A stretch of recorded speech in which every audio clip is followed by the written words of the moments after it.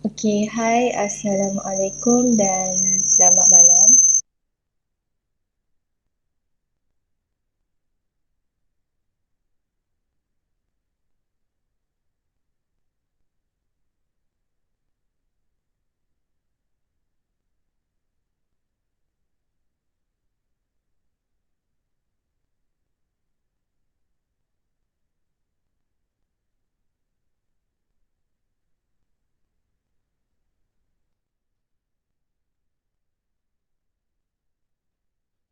Semuanya sihat ke?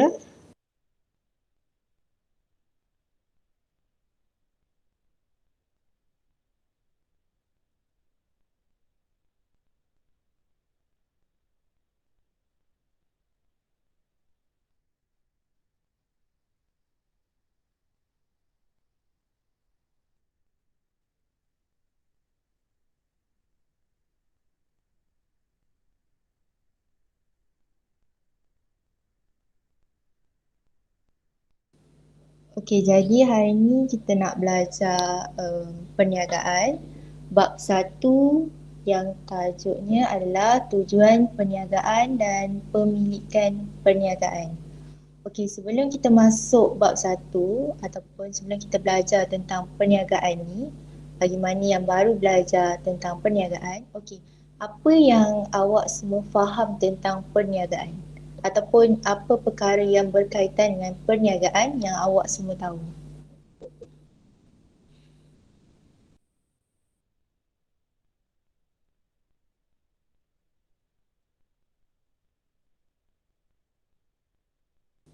Okey, pertukaran nilai. Okey, betul. Lagi selain daripada tu?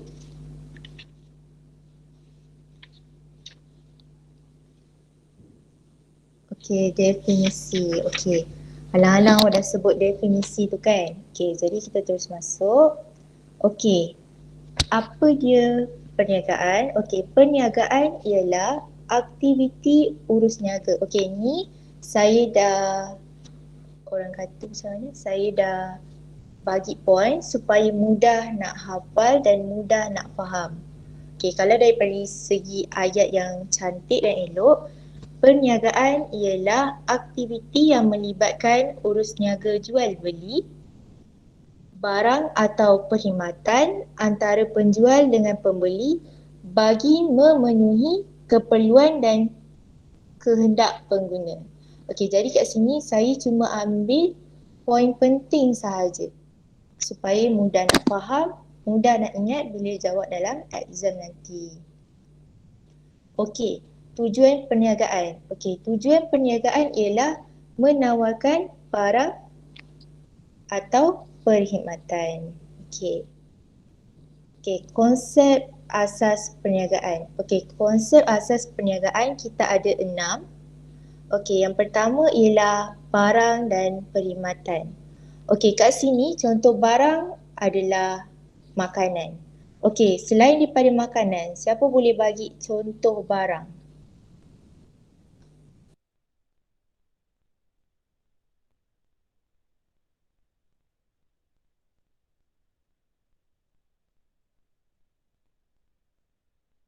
Okey, meja, buku dengan pensel. Okey, betul. Okey, perkhidmatan. Okey, kat sini contoh perkhidmatan dia ialah insurans. Okey, selain daripada insurans, apa lagi contoh perkhidmatan?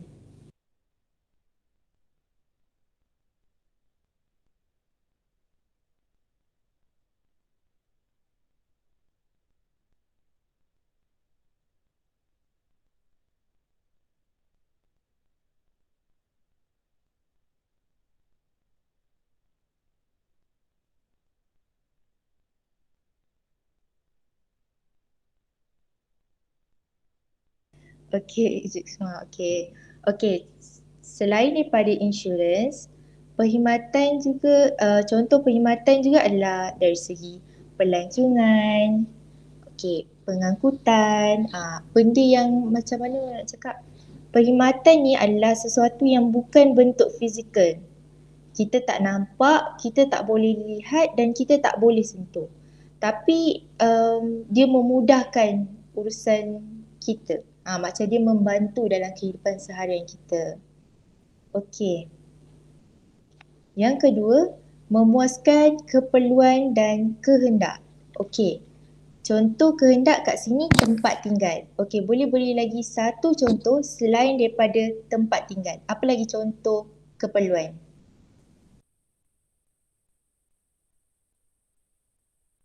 Okey, makanan. Bagus.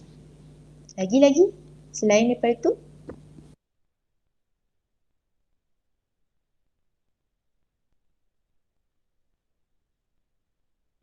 Okey, pakaian. Okey. So, yang kedua adalah kehendak.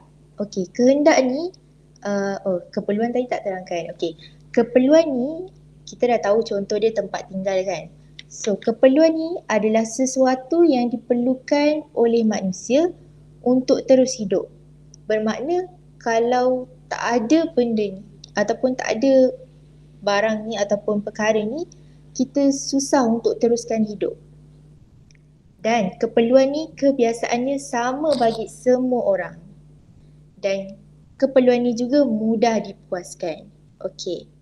Okey, kehendak. Contoh kehendak kat sini adalah emas. Okey. Selain daripada emas, apa lagi? Contoh kehendak.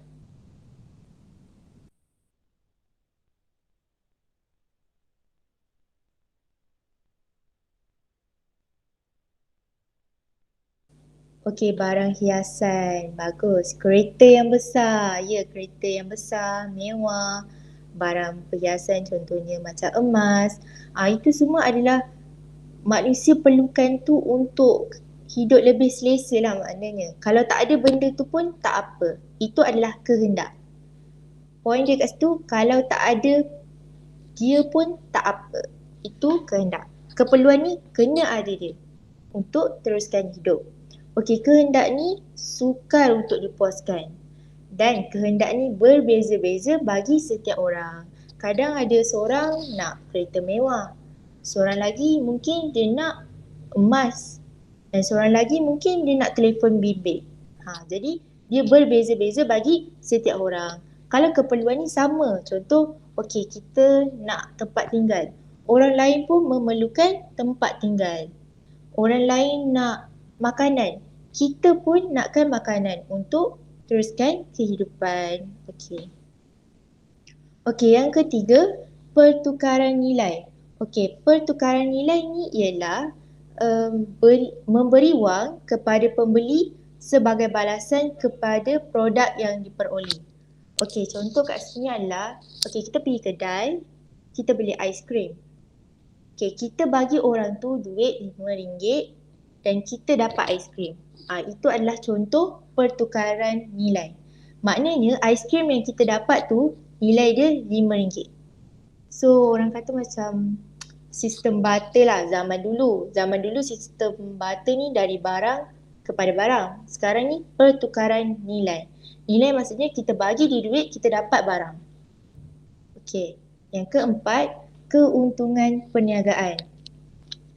Okey, keuntungan perniagaan ni ialah lebihan hasil jualan setelah ditolak semua kos yang terlibat. Okey.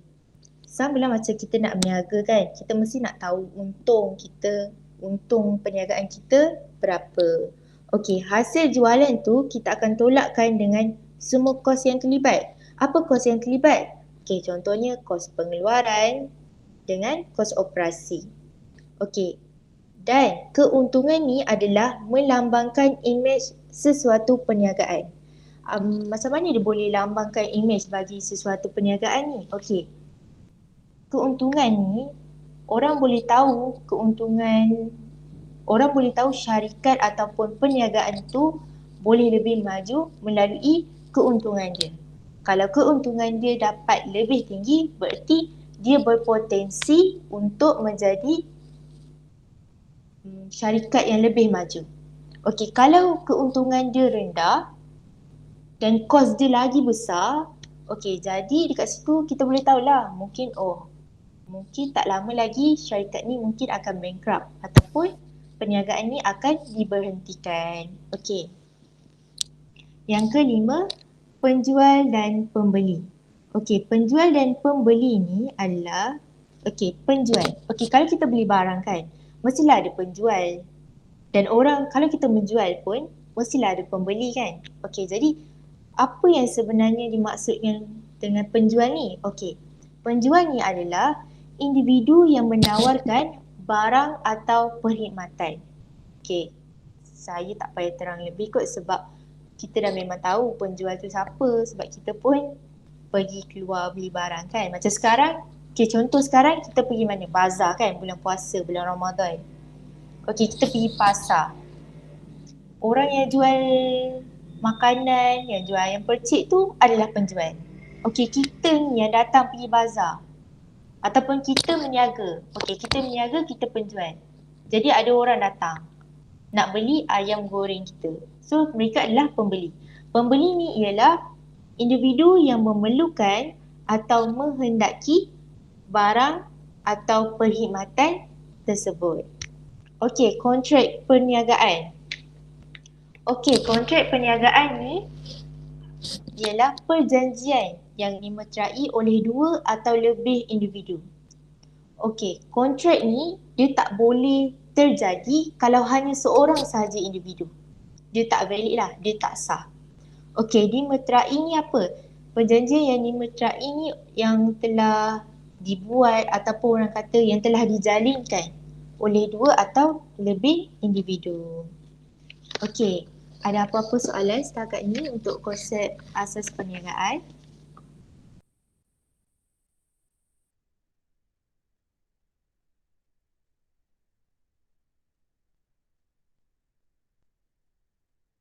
Okey, thank you sebab bagi respon. Okey, next kita nak masuk tentang jenis organisasi dalam perniagaan. Okey, jenis organisasi dalam perniagaan ni kita ada dua. Okey, yang pertama ialah bermotifkan untung. Okey, bermotifkan untung ni apa? Okey. Bermotifkan untung ni adalah dia memang berniaga, memang dia nak cari untung. Okey, dia memang nak dapat duit lah senang cerita. Okey, untuk mengukur prestasi syarikat dan juga untuk mengembangkan perniagaan. Selain itu, meningkatkan imej perniagaan dan seterusnya menentukan hala tuju perniagaan. Okey. Bermotifkan untung ni ialah dia terlibat secara langsung dalam aktiviti pengeluaran dan penjualan barang serta perkhidmatan untuk mendapatkan keuntungan. Okey, dia memang nak dapatkan keuntungan. Okey, yang saya tulis dekat sini adalah ciri-ciri bermotifkan untung. Okey, ciri pertama dia mengukur prestasi syarikat. Ciri kedua dia mengembangkan perniagaan. Ciri ketiga meningkatkan imej perniagaan. Okey, senang cerita kalau berkaitan dengan untung, dia mesti ada berkaitan dengan prestasi dan juga imej perniagaan. Ingat kalau ada untung, dia berkaitan dengan prestasi dan juga imej perniagaan. Okey, bukan bermotifkan untung. Okey, apa yang dimaksudkan bukan bermotifkan untung? Okey, organisasi yang memenuhi keperluan awam dalam pelbagai bidang termasuk bidang pendidikan, keagamaan, sosial dan budaya. Okey, bukan bermotifkan untung ni, dia lebih kepada untuk membantulah ataupun orang kata kebajikan. Dia tak kisah dapat duit ataupun tidak, yang penting organisasi atau perkara yang dibuat tu berjalan. Okey. Bagaimana bukan bermotifkan untung ni ataupun perniagaan bukan bermotifkan untung ni, dia berniaga. Okey. Sebenarnya dia bukan berniaga tetapi dia dah di bawah perniagaan.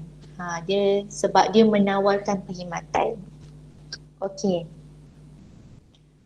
Ciri-ciri dia secara percuma. Barang ataupun perkhidmatan lah yang selalu disediakan oleh kerajaan atau pertubuhan bukan kerajaan. Itu kan percuma, jadi itu bukan bermotifkan untung. Okey, jualan pada harga kos. Berarti dia ambil pun harga macam tu, dia jual pun pada harga macam tu.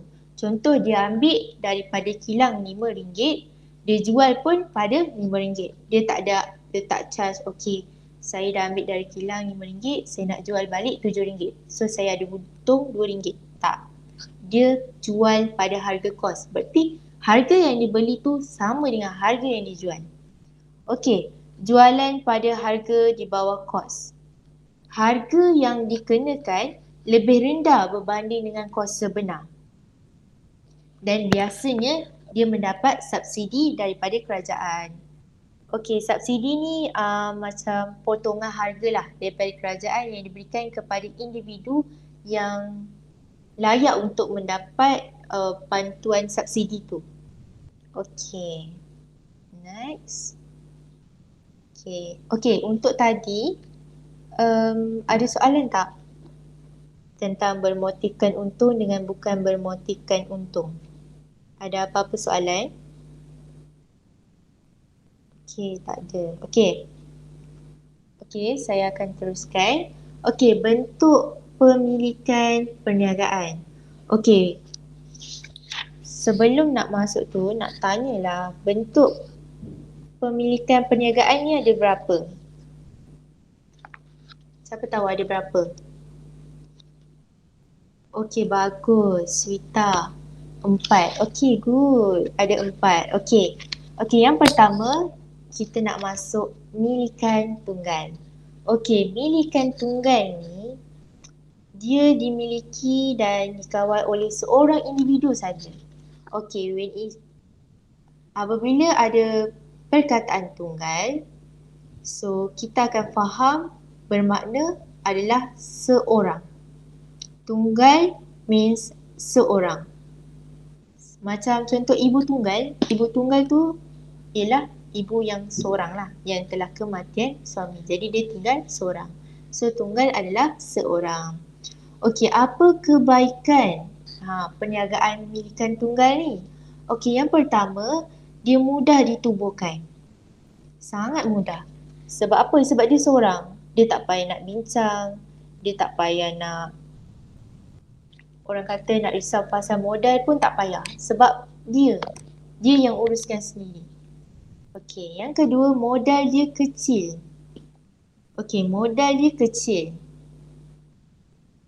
Dan yang ketiga, dia bebas menguruskan. Sebab apa? Sebab dia seorang je yang kawal. Orang lain tak boleh masuk campur. Sebab ini ialah milikan tunggal. Okey, apa keburukan milikan tunggal? Okey, keburukan milikan tunggal yang pertama ialah beban kerja. Okey, sebab apa? Dia dimiliki, dia dikawal. Dialah yang uruskan syarikat tu seorang. Lepas tu dia jugalah yang kena, orang kata, nak kena sediakan modal, nak kena ambil tahu pasal okey apa masalah dekat syarikat dia. Sebab dia seorang sahaja. Okey, dia sukar kongsi kepakaran. Okey, kenapa dia sukar kongsi kepakaran? Sebab dia seorang, jadi dia tak tahu apa kelemahan dia, apa yang dia perlu perbaiki. Dan juga mungkin dia tahu dalam bidang ni, tapi ada lagi satu bidang dia tak tahu. Jadi dia perlukan orang lain untuk melengkapi kekurangan dia tu. Okey, liability tidak terhad.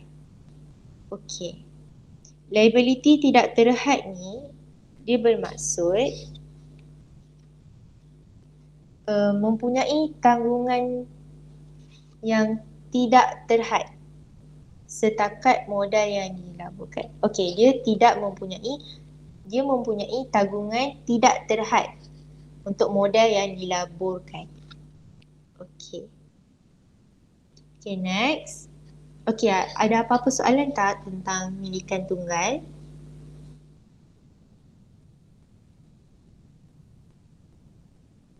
Okey, tak ada. Oh, thank you Swita. Awak rajin jawab. Okey. Yang kedua, perkongsian. Okey, perkongsian ni. Okey, kalau kita ni kalau dengar perkongsian je kita dah tahu dah lebih daripada seorang. Kan? Contoh kalau kita nak kongsi makanan dengan kawan kita. Kongsi dengan kawan. Takkanlah kita makan seorang pula kan? Kongsi dengan kawan tu pun dah menunjukkan dua orang. Kita dengan kawan kita.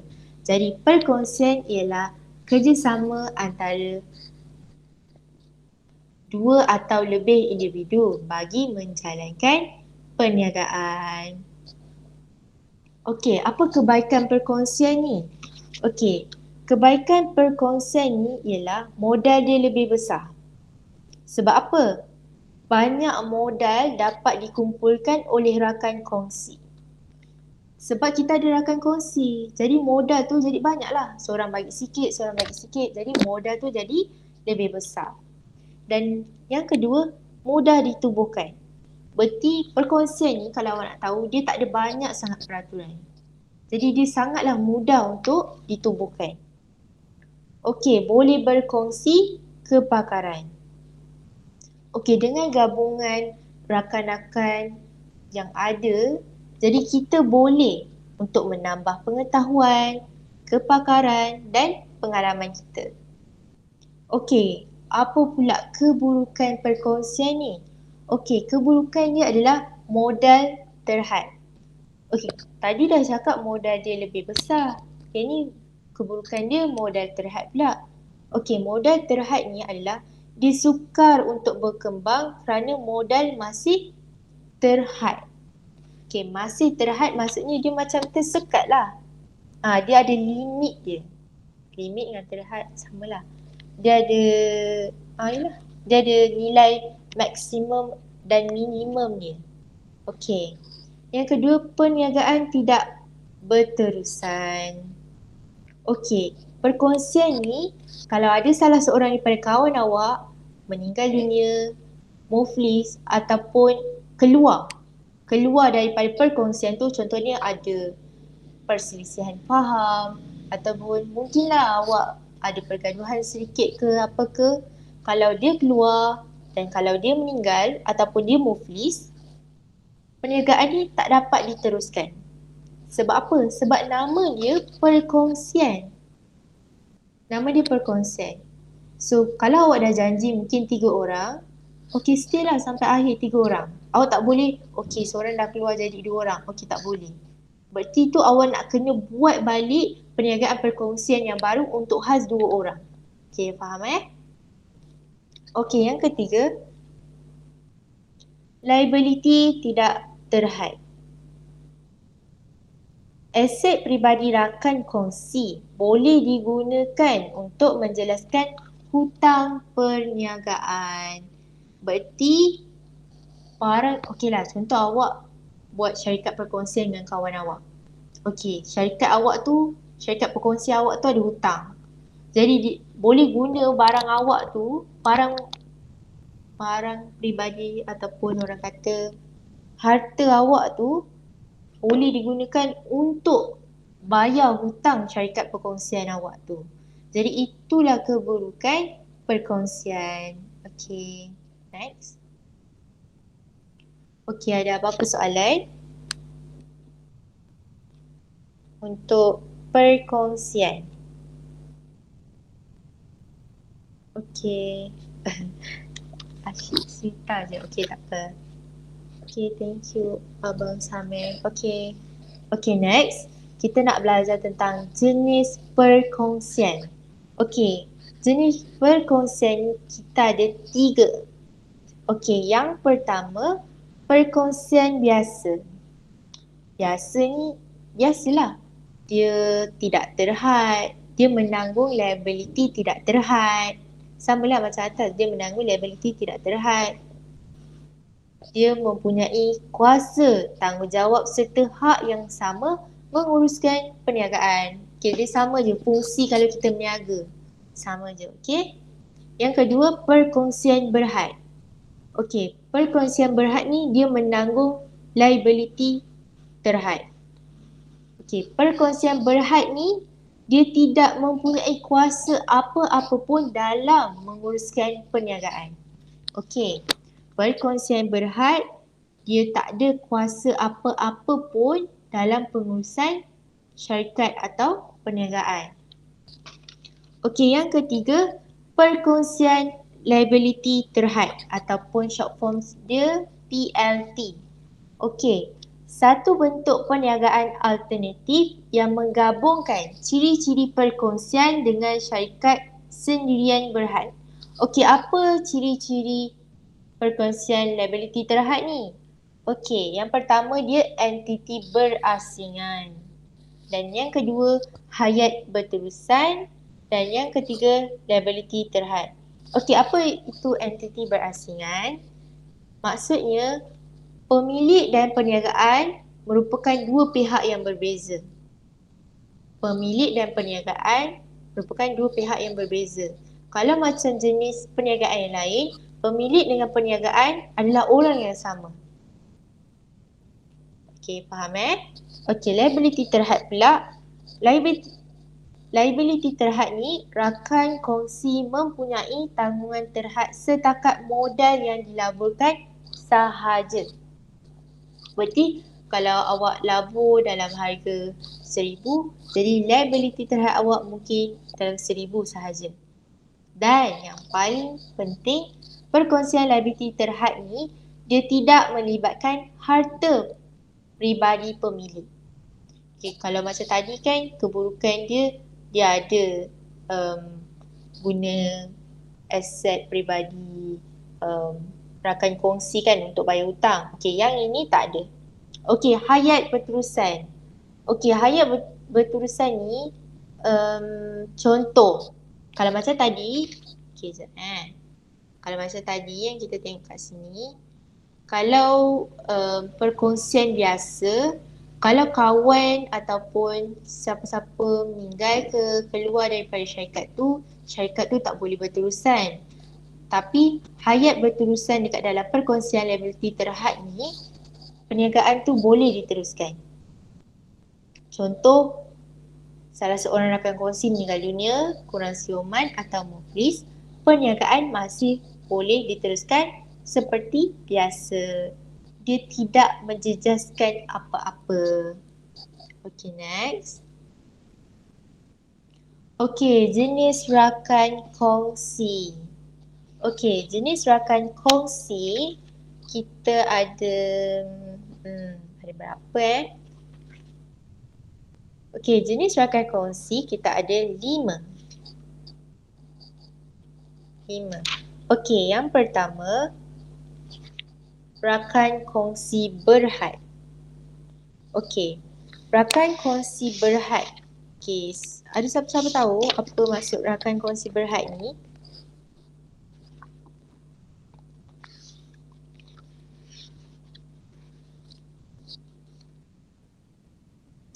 Okey, rakan kongsi berhad ni dia sama sahaja macam yang kita belajar dekat perkongsian berhad ni. Dia tak ada beza. Dia sama je sebenarnya. Cuma dia punya terangkan yang ini tentang individu tu sendiri. Yang ni dia tentang individu tu sendiri.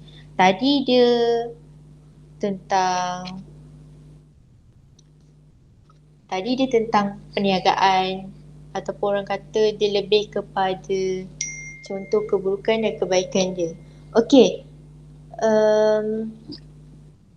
Rakan kongsi lelap. Okey, rakan kongsi lelap ni dia sumbangkan modal tapi dia tak aktif dalam pengurusan. Okey, awak bagi duit 50,000 lah untuk support perkongsian rakan tu ataupun perkongsian rakan untuk syarikat perkongsian yang awak dah buat dengan kawan awak. Tapi awak tak aktif dalam pengurusan sebab awak nak jadi lelap. Lelap ni samalah macam kita lelap, mengantuk, lelap lah. Dia macam ada tak ada macam tu. Tapi dia ada, tapi dia macam tak ada. Macam tu. Okey, rakan kongsi biasa ni, dia biasa, dia tahu apa yang dia perlu buat, dia menjalankan tugas, dia juga sumbangkan modal, dia juga boleh untuk menguruskan pengurusan. Okey, rakan kongsi aktif ni, aktif je kita dah faham dah. Dia aktif dalam pengurusan dan dibayar gaji. Dia aktif dalam pengurusan, berarti dia tolong menguruskan bahagian kewangan, bahagian sumber manusia dan dibayar gaji. Okey, rakan kongsi nominal ni gunakan nama tanpa keluarkan modal. Berarti kawan awak nak guna nama awak. Contoh dia nak guna Swita Hotel. Dia gunakan nama awak. Tapi dia tak keluarkan, tapi awak tak perlu keluarkan modal pun. Dia just nak guna nama awak je sebab nama awak cantik, nama awak sedap, nama awak bagi maksud yang baik-baik. Jadi awak dah automatik jadi rakan kongsi nominal dia. Walaupun awak tak keluarkan apa-apa. Orang kata awak just pinjamkan dia nama awak je. Tapi awak dah jadi rakan kongsi dia. Okey. Masih okey? Boleh? Boleh lagi ke? Ataupun nak stop dulu?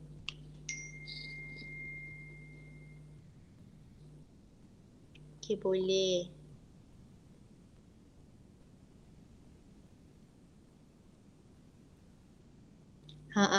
Tapi yang nama tu kena dapat persetujuan daripada Tuan Badan. Ya, dia tak boleh lah kalau awak tak tahu nama awak digunakan. Tu salah. Awak boleh saman kawan awak kalau dia guna nama awak tapi awak tak tahu. Pastikan ada persetujuan daripada kedua-dua belah pihak. Okey. Okey, bentuk pemilikan perniagaan yang ketiga ialah koperasi. Okey, koperasi ni kalau kita dengar je kita dah tahu dah dia ni mesti besar gila lah. Jangan bagi cikgu. Okey, koperasi ni dia macam koperasi sekolah. Dia koperasi sekolah. Kalau awak pun bekerja ada nanti bahagian koperasi. Okey, koperasi ni ialah organisasi yang ditubuhkan oleh individu secara sukarela. Okey, secara sukarela dan melindungi kepentingan anggotanya. Okey, kalau awak jawab soalan ayat yang organisasi ditubuhkan oleh individu ni tak adalah penting sangat. Yang penting adalah secara sukarela. Sebab itu awak penting untuk ingat poin-poin yang penting. Awak tak perlu nak ingat ayat panjang sebab kita pandai untuk mengolah ayat. Awak cuma nak kena tahu dan hafal dia punya poin. Sebelum awak nak hafal, awak kena fahamkan dulu. Secara sukarela ni apa makna dia? Okey, siapa tahu makna sukarela tu apa? Boleh sesiapa bagi tahu? Sukarela tu apa?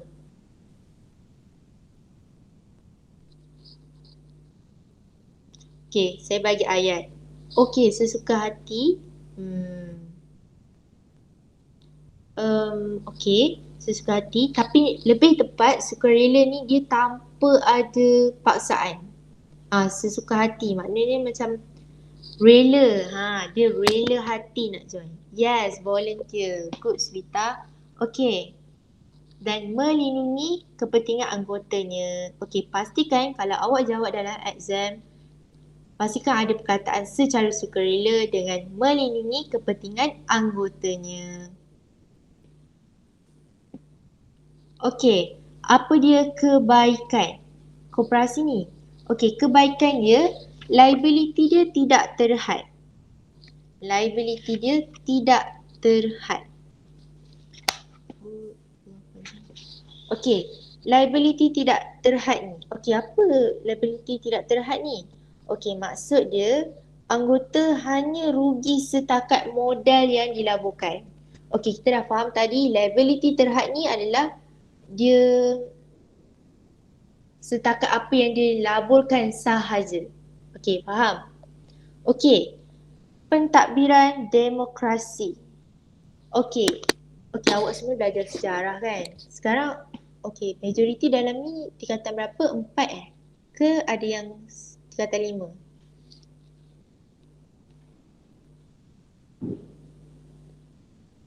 Okey. Oh, form 5. Samalah, kita pun form 5. Okey. Demokrasi. Okey, awak belajar, okey, kalau awak tak belajar sejarah pun ataupun 5 juga. Okey. Okey, samalah. Okey, walaupun awak tak, orang kata mungkin awak tak seronok belajar sejarah, tapi awak boleh faham demokrasi ni apa. Okey, demokrasi ni dia macam kita mengundi lah. Orang kata demokrasi ni macam pilihan raya.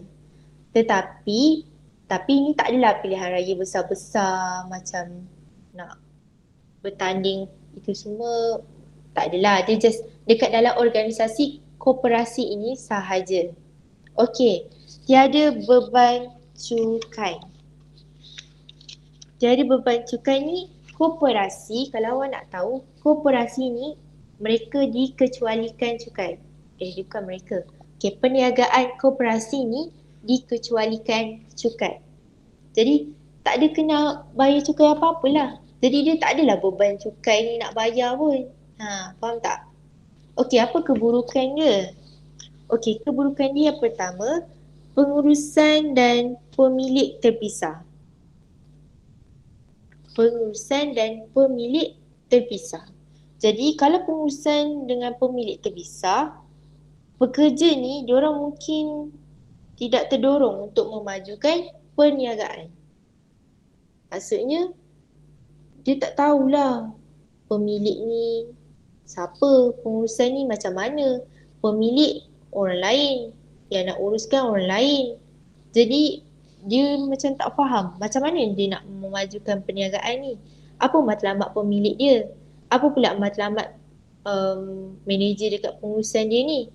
Jadi mereka tu terpisah lah. Jadi tak, orang kata susah lah.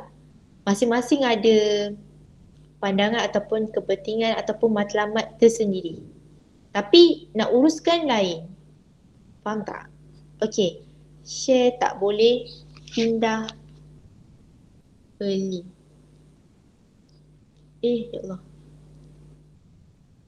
Share tak boleh pindah milik kepada orang lain. Okey. Share tak boleh pindah milik ni, kenapa dia tak boleh pindah milik? Ya Allah, itu apa? Okey.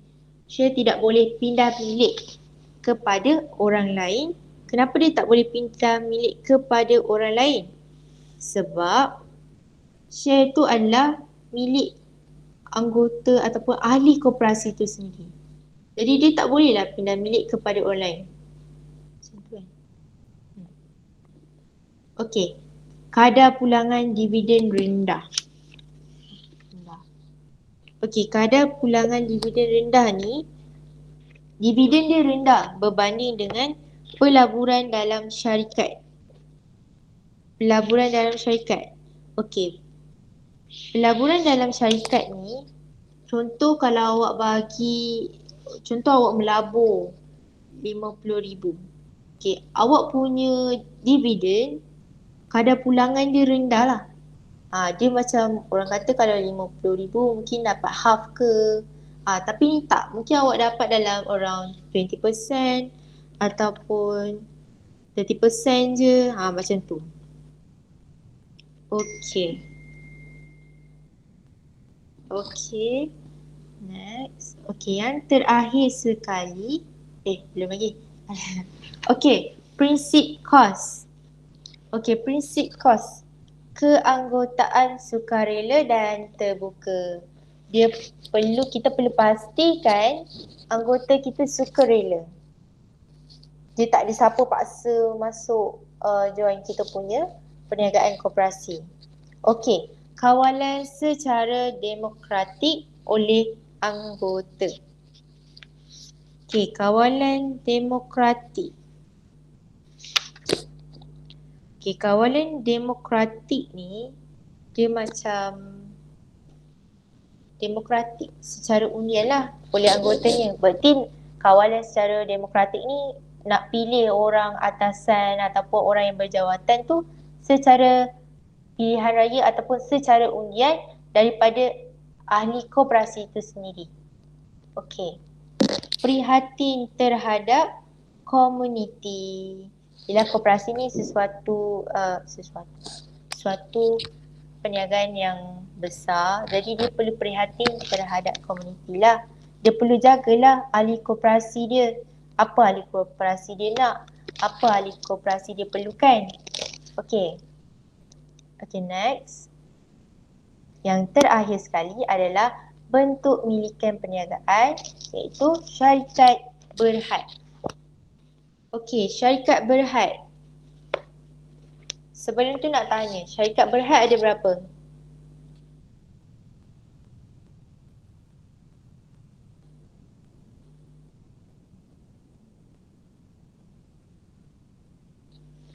Okey. Yes, good Sultan dengan Samir. Okey. Ada dua. Okey, sebelum tu syarikat berhad ni apa? Syarikat berhad ni dia ditubuhkan oleh sekumpulan individu bagi tujuan menjalankan perniagaan. Okey, sekumpulan. Okey, kalau awak faham syarikat berhad, awak mesti faham syarikat berhad ni pun besar. Sebab apa? Dekat sini definisi dia ditubuhkan oleh sekumpulan individu. Sekumpulan individu kita faham mesti lebih daripada 2 orang. Jadi dia besar dan ramai. Okey, macam apa yang kawan awak cakap tadi, jenis syarikat berhad ada 2. Okey, yang pertama sendirian berhad. 2 apa? 2 jenis syarikat berhad. Syarikat berhad dia ada 2 jenis. Okey. Yang pertama, sendirian berhad. Okey, ciri-ciri sendirian berhad ni, yang pertama, dia bilangan ahli dia adalah 2 hingga 50 orang. Ini 50 orang bukan 20 orang. 2 hingga 50 orang. Dan biasanya syarikat sendirian berhad ni, pemegang saham dia biasanya daripada ahli keluarga, saudara mara dengan kawan-kawan yang rapat lah. Dan kalau awak nak tahu, syarikat sendirian berhad ni, saham dia tidak boleh diurus niagakan di Bursa Malaysia. Bursa Malaysia ni dia lah yang uruskan syarikat-syarikat dekat Malaysia. Jadi biasanya ada setengah syarikat ataupun ada jenis syarikat yang saham dia boleh diurus niagakan di Bursa Malaysia. Ada setengah macam sendirian berhad ni, mereka tidak boleh diurus niagakan di Bursa Malaysia. Okey, yang paling penting, penyata kewangan dia perlu dirahsiakan. Sebab dia sendirian berhad dan dia ada limit 2 hingga 50 orang 50. So, jadi dia tak boleh sewenang-wenangnya nak tayang dia punya penyata kewangan ataupun dia nak bagi tahu ke orang ataupun dia nak berkongsi ataupun apa-apa sahajalah. Dia perlu dirahsiakan. Okey, jenis syarikat perniagaan yang kedua ialah awam berhad. Okey, awam berhad ni bilangan ahli dia ataupun bilangan ahli dia 2 hingga tiada had maksimum. Ya Allah. 2 hingga tiada had maksimum. Berarti 2 sampai berapa ribu ataupun berapa ratus pun tak apa. Okey, awam berhad ni saham syarikat dia boleh diurus niagakan di Bursa Malaysia. Ingat, sendirian berhad dia tak boleh diurus niagakan dekat Bursa Malaysia. Awam berhad saham dia boleh diurus niagakan di Bursa Malaysia.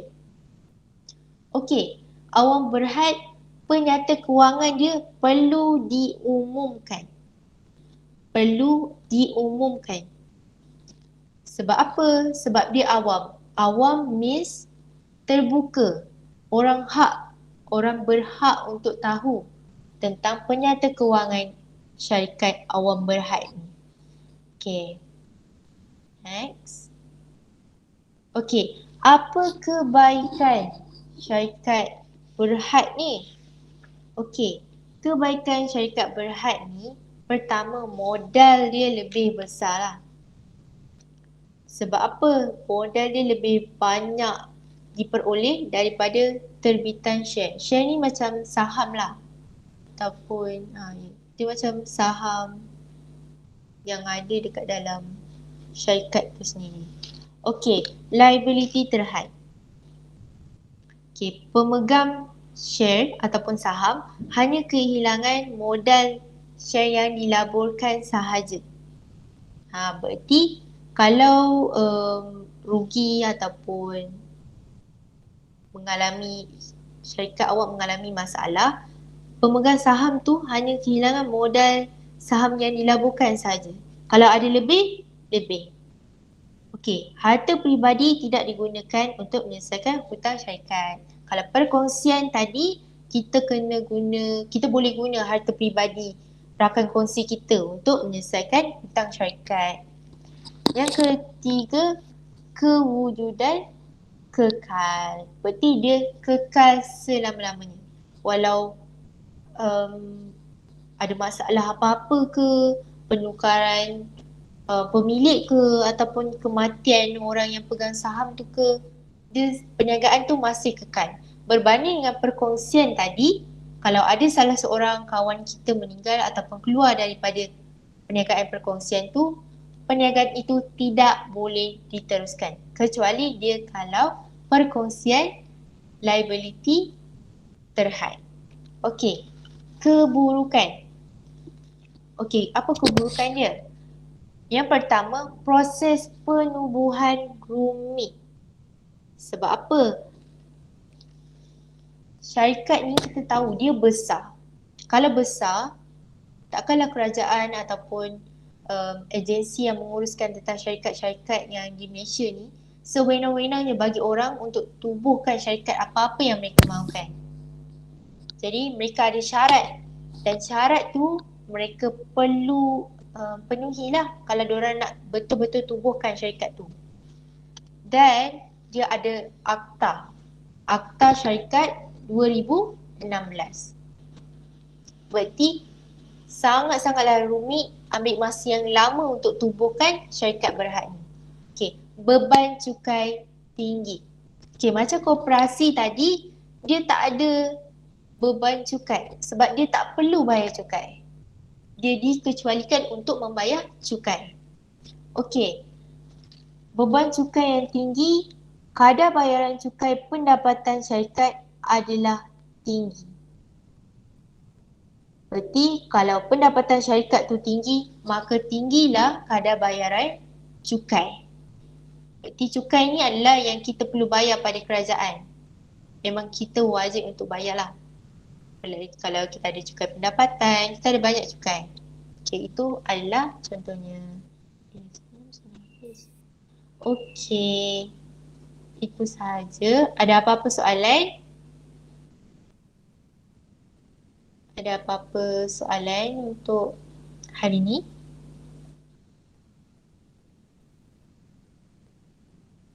Tak ada. Okey. Okey, saya nak tanya. Okey, macam mana saya terangkan dan mengajar tadi, adakah terlalu bursa tu nama panjang apa?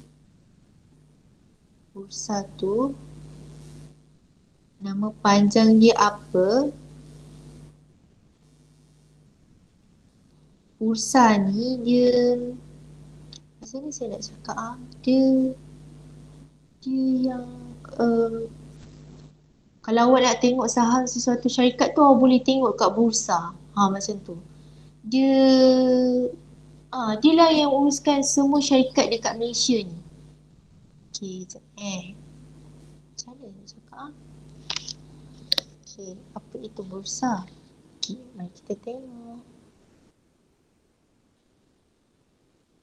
Sekejap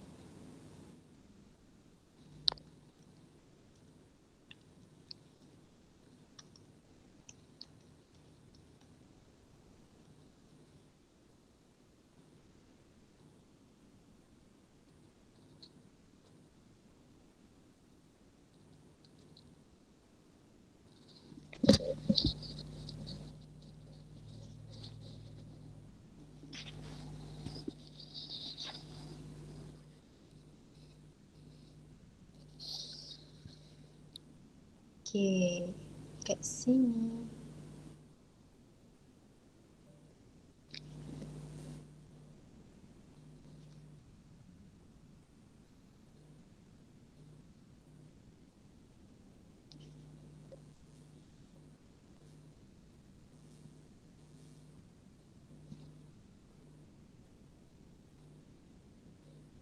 Okey, bursa. Bursa, dulu nama lain dia Bursa Saham Kuala Lumpur lah. Okey, sebuah syarikat perniagaan. Sebuah syarikat pemegang urus niaga yang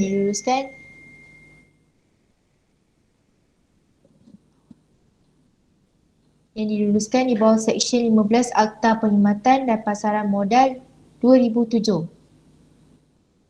Melakukan satu jelap perkhidmatan yang berkaitan dengan pertukaran mata wang, termasuklah perkhidmatan perdagangan, pelangsaian, penjelasan dan simpanan.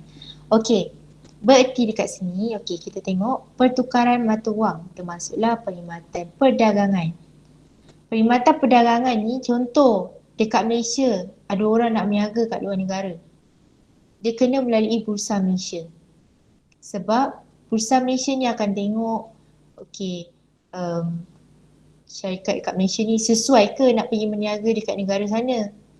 Okey, memenuhi ke kriteria yang mereka perlukan untuk berniaga kat luar negara. Okey, Bursa Malaysia ni senang cerita dia ketua kepada ketua syarikat dekat Malaysia ni. Maksudnya walaupun syarikat tu kaya mana sekalipun, dia tak boleh melawan Bursa Malaysia ni. Sebab Bursa Malaysia ni dia di bawah Seksyen 15 Akta Perkhidmatan dan Pasaran Modal 2007.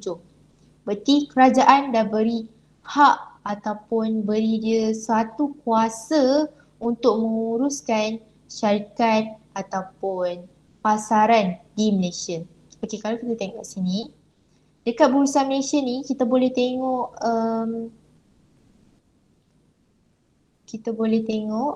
okey, contoh awak nak tengok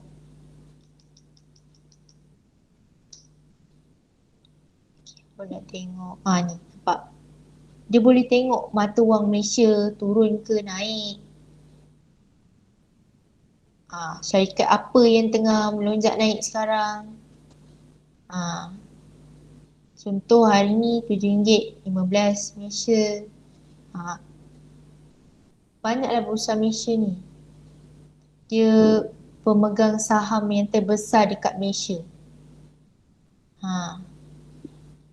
Okey, ada apa-apa soalan?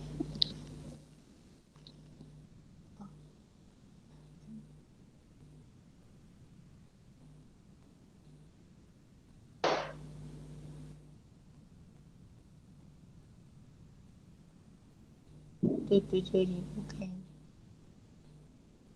Saya rasa 7,000. 7,000. Betul. Rasanya 7,000. Saya pun tak main lagi sebab saya bukan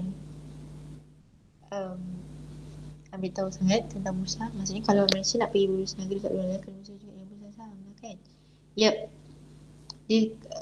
Dia ada matrik dan sebagainya. Sebelum nak jumpa matrik tu, dia kenalah pergi dekat bursa saham ni, Bursa Malaysia ni dulu.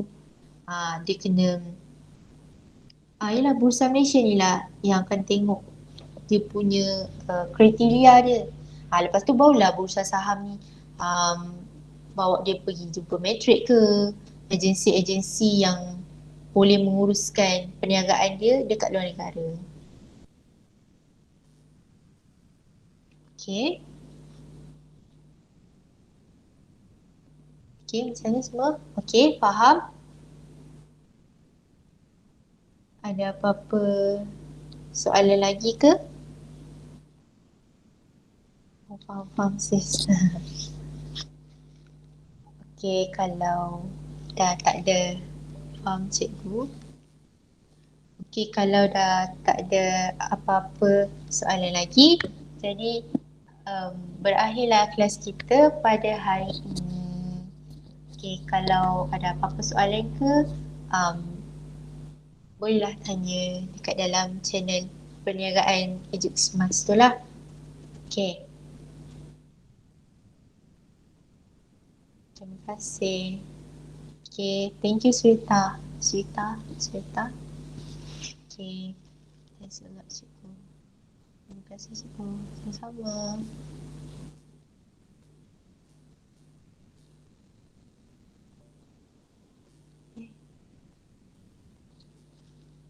Thank you cikgu. Okay, sama-sama.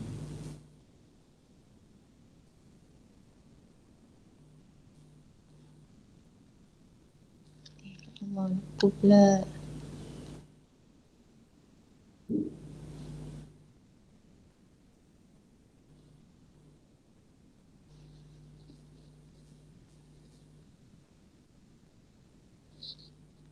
Thank you.